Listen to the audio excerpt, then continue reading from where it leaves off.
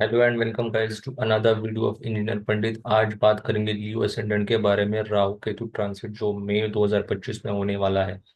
तो स्टार्ट करते हैं लियो असेंडेंट के बारे में और डिटेल में समझेंगे कि कैसे राहु के एस्पेक्ट के साथ साथ कैसे आपके लाइफ पे उसका इम्पैक्ट पड़ेगा।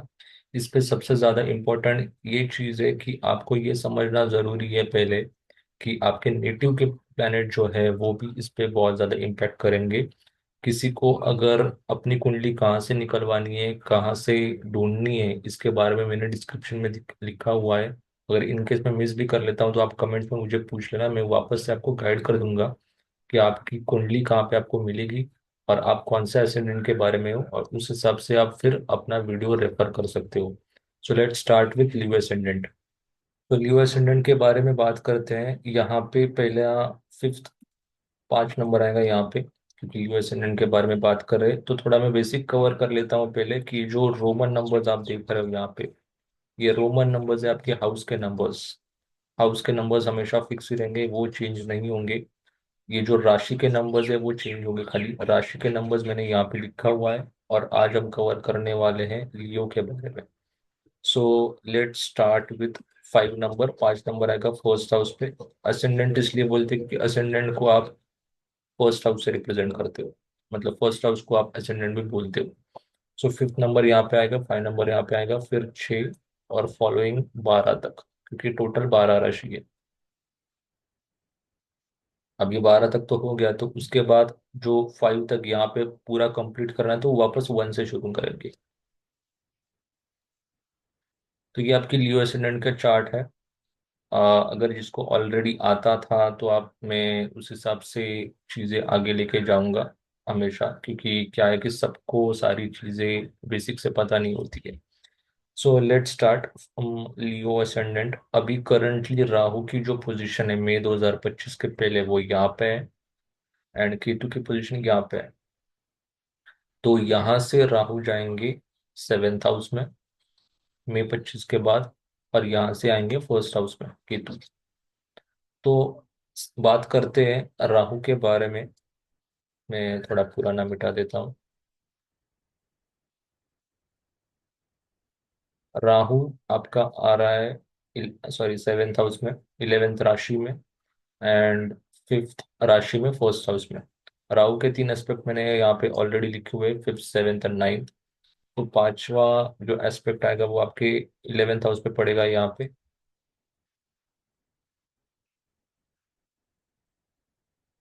यहाँ पे आएगा राहु, 7th एस्पेक्ट पड़ेगा फर्स्ट हाउस पे, एंड 9th एस्पेक्ट पड़ेगा आपका थर्ड हाउस पे। केतु का 5th एस्पेक्ट पड़ेगा फिफ्थ पे, 7th पड़ेगा यहाँ पे 7th पे, एंड 9th एस्पेक्ट पड़ेगा 9th हाउस पे। सो ये तीनों एस्पेक्ट के साथ दो प्लैनेट हैं। राहु के बारे में बात करते हैं, राहु की जाएगी 5th एस्पेक्ट आपका 11th हाउस पे। तो अभी राहु आपकी पोजीशन है 7th पे। 7th आपका स्पाउस का है, 7th आपके मैरिज का है, आपके बिजनेस का है। आपको फील करेगा कि आप बिजनेस में ज्यादा अटैच हो, आपको फील करेगा बिजनेस को ग्रो करने में। जो शादी करना चाहते हो उनको शादी करने का भी मन कर सकता है। यहाँ पे एक चीज ध्यान देना जरूरी है, अगर आपका यहाँ पे नेटिव राहु ऑलरेडी बैठा हुआ है, या समझो कोई नहीं है, let's say no aspect, no planetary placement in 7th house, तो उस केस में आपको फिर भी ट्रांसिट का राहु थोड़ा बहुत इम्पेक्ट करेगा। मैं हमेशा एक चीज को रिकमेंड करता हूँ, जब राहु आपका 7th हाउस में, आप कभी भी अपने खुद के डिसीजन पे शादी का डिसीजन मत लो, या बिजनेस पार्टनरशिप का भी डिसीजन मत लो। क्योंकि राहु आपके लाइफ में एक इल्यूजन क्रिएट करता है, आपको ऐसा लगता है कि आप सही जा रहे हो, बट आपको वो, उसका मतलब जो पार्टनर है, समझो बिजनेस पार्टनर हो गया, मैरिज पार्टनर है, उनका पहले अच्छे से बैकग्राउंड चेक करना है, अपने घर पे या अपने एडवाइजरी लोगों से एडवाइस लेना है, देने आपको आगे जाना है। तो राहु जब 7th में है तो आपको, अगर आप पूरा एडवाइस लेके आगे बढ़ रहे हो तो बहुत बढ़िया है। आपको बिजनेस में ग्रोथ दे सकता है आपको।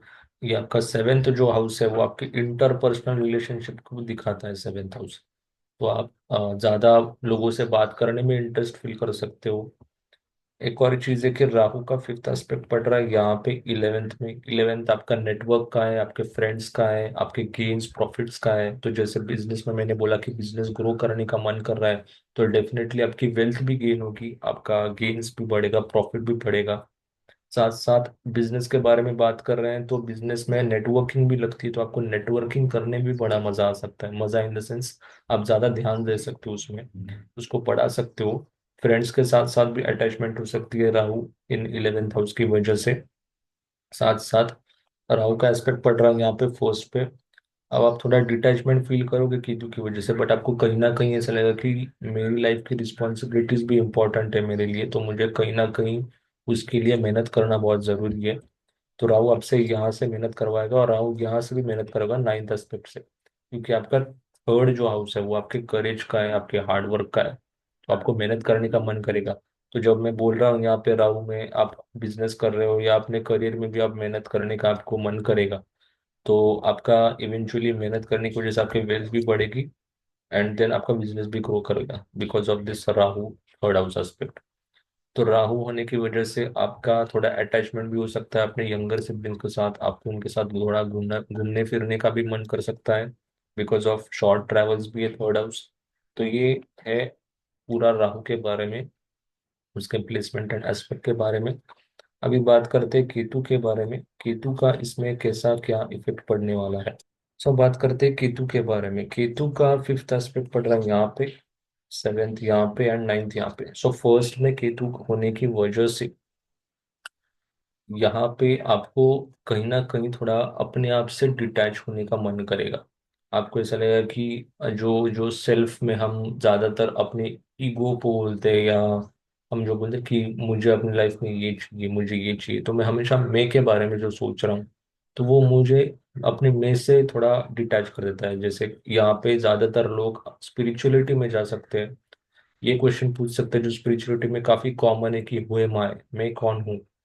ये क्वेश्चन शायद ज्यादातर लोग यहाँ पे इस ट्रांसिट में, जिनका नेटिव केतु भी समझो यहाँ पर ही है, तो ये तो ज्यादा चांसेस है, और कि यहाँ पे ये ट्रांसिट का भी ज्यादा इम्पैक्ट आपके ऊपर हो सकता है, आप ज्यादा स्पिरिचुअल हो सकते हो। देन यहाँ पे आते हैं केतु फिफ्थ में। अब फिफ्थ में है कि आपका एजुकेशन का हाउस है, आपके रोमांटिक रिलेशनशिप का हाउस है, ये आपके चिल्ड्रन का भी हाउस है। जो मैरिड कपल्स है उनको शायद प्रोजेनी में डिले हो सकता है बिकॉज ऑफ केतु। नहीं तो आपको मन नहीं करेगा, माइट भी आपको करियर पे फोकस करने का मन कर रहा है। अभी जैसे मैंने यहाँ पे बोला कि आपको बिजनेस ग्रो करने में मन कर रहा है, आपको करियर ग्रो करने में मन कर रहा है, तो यहाँ पे शायद आपका वो डिसीजन डिले हो सकता है। केतु आपके स्टूडेंट्स के लाइफ में देखा जाए तो वो एजुकेशन से थोड़ा डिटैच करवा देगा, आपको मन नहीं करेगा, आपको थोड़ा प्रोक्रेस्टिनेशन करने का मन करेगा बिकॉज ऑफ दिस पोजिशन। अभी बात करते हैं केतु का 7th में। आप अटैचमेंट तो हो काफी बिजनेस में आपके स्पाउस के साथ, बट कहीं ना कहीं आपको स्पिरिचुअल बनना भी थोड़ा मन करेगा। आपको इसलिए लगे कि ज्यादा मुझे इस चीज में इंडल्ज नहीं होना है बिकॉज ऑफ राहु। राहु आपको बहुत ज्यादा इंडल्ज करवा देता है अंदर, उसकी वजह से शायद वो कहीं ना कहीं इम्पैक्ट करने लगता है। सो केतु आपको वो डिटैचमेंट करवा देगा कि यार इतना भी अंदर घुसने की जरूरत नहीं है, थोड़ा बहुत अपने लिए भी टाइम निकालना बहुत जरूरी है। सो केतु यहाँ से जाएंगे 9th हाउस पे, 9th एस्पेक्ट डालते हुए। 9th आपका है फादर का, आपके मेंटर का, religious activities, spiritual activities, then आपके हायर एजुकेशन का भी है, आपके लॉन्ग डिस्टेंस ट्रैवल का भी है।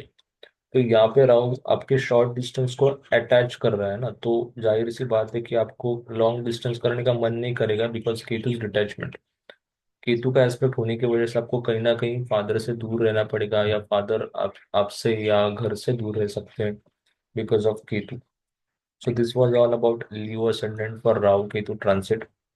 आपके कुछ भी डाउट्स रहेंगे तो आप कमेंट्स में पूछ सकते हो, या किसी को स्पेसिफिकली अगर उनकी चार्ट या कुंडली चेक करवानी है तो आप मुझे कांटेक्ट कर सकते हो। मैंने डिस्क्रिप्शन में सारे कॉन्टेक्ट के लिंक डाले हुए हैं। तो मिलते हैं अगले वीडियो में वर्ग असेंडेंट के साथ। Thank you.